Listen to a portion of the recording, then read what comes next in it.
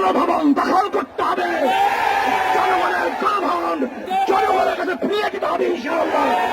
খুনি হাসিনার সাথে কোন সমঝোতা নাই, কোন বৈঠক নাই, শুধু পথ এবং মত একটাই, ওই বিদায় ব্যক্তিদের অপরাধ ছাড়ব না।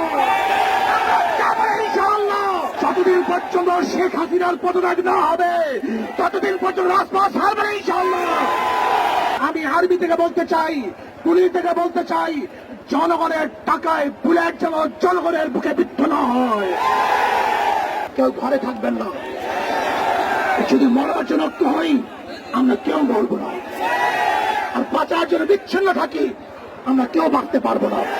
এক দফা এক দাবি, এক দফা এক দাবি, এক দফা এক দাবি, এক দফা এক দাবি। আপনারা জানেন আমরা এখানে কেন অবস্থিত হয়েছি, কেন একত্রিত হয়েছি। আজকে আমার ভাই রক্ত দিয়েছে, আমার ভাই জীবন দিয়েছে, আমার ভাই হসপিটালে ঢুকে ধরে মরছে, আমার ভাই জেলখানায় অবরুদ্ধ অবস্থায় আছে, আমার ভাই কবরের মধ্যে চলে গেছে। ওদের বিচার না করা পর্যন্ত রাজপথ ছাড়বে না ইনশাআল্লাহ।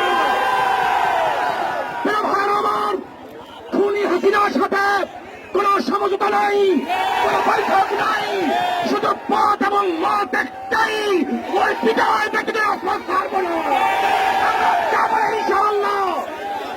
ভাইয়ের আমার, শেখ হাসিনা আমাদের রক্ত নিয়েছে, আমাদের জীবন নিয়ে সিনেমা খেলছে।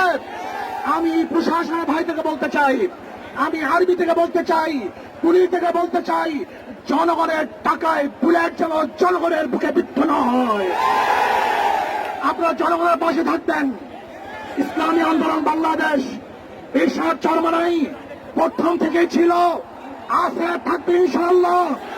যতদিন পর্যন্ত শেখ হাসিনার পদত্যাগ না হবে ততদিন পর্যন্ত রাজপথ ছাড়বে না ইনশাআল্লাহ। যদি কেউ আমাদের মধ্যে শেখ হাসিনার সাথে হঠাৎ করার প্ল্যান করে, ষড়যন্ত্র করে, তাহলে আমরা তাদেরকে নির্যাতন হিসাবে ঘোষণা করছি।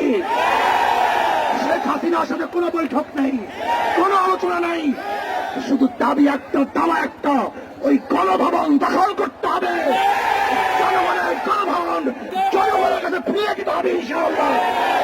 রাজি আছে ইনশাআল্লাহ। আমরা জীবন দেব, রক্ত দেব, রাজপথ ছাড়বো না। শেখ হাসিনা উৎখাত করেই ছাড়বে ইনশাআল্লাহ। এক দফা এক দাবি, শেখ হাসিনা কবে যাবি? এক দফা এক দাবি, শেখ হাসিনা কবে যাবি? শেখ হাসিনা এখন যাবি। এক দফা এক দাবি। ইনশাআল্লাহ আন্দোলন চলছে, চলবে, চলতে থাকবে। আগামীকাল গণমিছিলে সবাই অংশগ্রহণ করবেন, কেউ ঘরে থাকবেন না। যদি মরার জন্য হই আমরা কেউ বলবো না, আর বাঁচার জন্য বিচ্ছিন্ন থাকি আমরা কেউ বাঁচতে পারবো না। এই সংগ্রামে ইনশাআল্লাহ আমরা সবাই আছি, থাকবো। কি রাজি আছেন ইনশাআল্লাহ? নারায়ে তাকবীর। এক দফা এক দাবি, এক দফা এক দাবি, এক দফা এক দাবি, এক দফা এক দাবি, এক দফা এক দাবি, এক দফা এক দাবি, এক দফা এক দাবি। আমার ভাই কবরে, খুনি কেন বাহিরে, খুনি কেন গদিতে, খুনি কেন গদিতে হবে। সংগ্রামী জনতা, সমাবেশের পর্যায়ে গুরুত্বপূর্ণ বক্তব্য রাখবেন জাতীয় উলামা মশায়েখ আইম্মা পরিষদের সাধারণ সম্পাদক মুফতি রেজাউল করিম আবরার। আসসালামু আলাইকুম ওয়া রাহমাতুল্লাহি ওয়া বারাকাতুহু।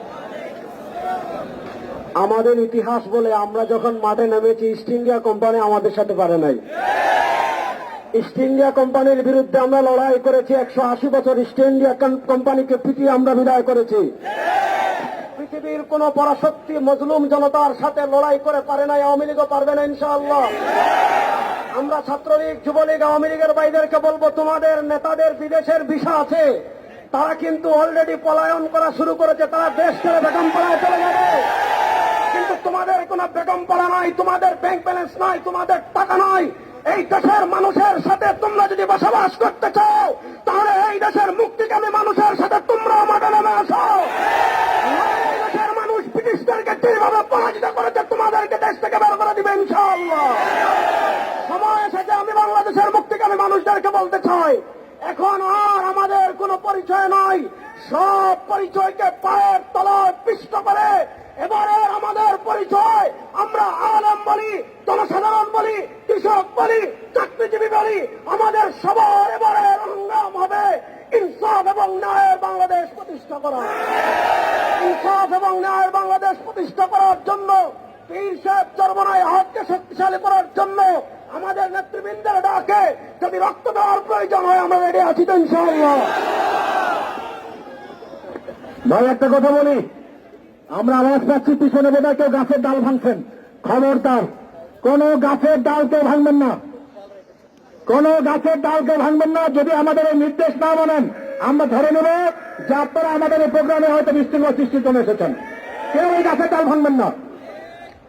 সংগ্রামী জনতা, এ পর্যায়ে বক্তব্য রাখবেন ইসলামী আন্দোলন বাংলাদেশ ঢাকা মহানগর দক্ষিণের সংগ্রামী সেক্রেটারি ডক্টর শহীদুল ইসলাম। জানেন, এই আওয়ামী সরকার ক্ষমতায় অধিষ্ঠিত হওয়ার পর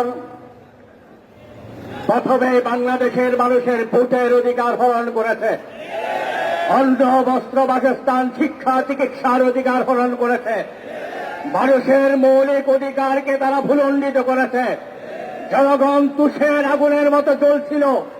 বৈষম্য বিরোধী ছাত্র আন্দোলনের মাধ্যমে এই তুষের আগুন ধাও ধাও করে জ্বলে উঠেছে, ঠিক কিনা? এই আগুন থামবে না। বাংলাদেশের টেকনাফ থেকে তেঁতুলিয়া এই আগুন দাও দাও করে জ্বলে উঠেছে, ঠিক কিনা? এই আগুনে ওই হাজিরার বাস্তব জ্বলে পড়ে সরকার হয়ে যাবে, ঠিক কিনা? জনগণ রাজপথে নেমেছে, জনগণ ফিরে যাবে না। যত দেরি করবে হাসিনা তত মাসুল দিবে, ঠিক কিনা? যত সেকেন্ড যাবে, যত মুহূর্ত যাবে, এই মুহূর্তের হিসাব এই কুলি হাসিনাকে দিতে হবে, ঠিক কিনা? এই জন্য আহ্বান জানাবো, দ্রুত ভারতে পালিয়ে যান অথবা লজ্জা অপমানে আত্মহত্যা করুন। সংগ্রামী জনতা, সমাবেশের পর্যায়ে বক্তব্য রাখবেন ইসলামী আন্দোলন বাংলাদেশের কেন্দ্রীয় সংগ্রামী জনতা,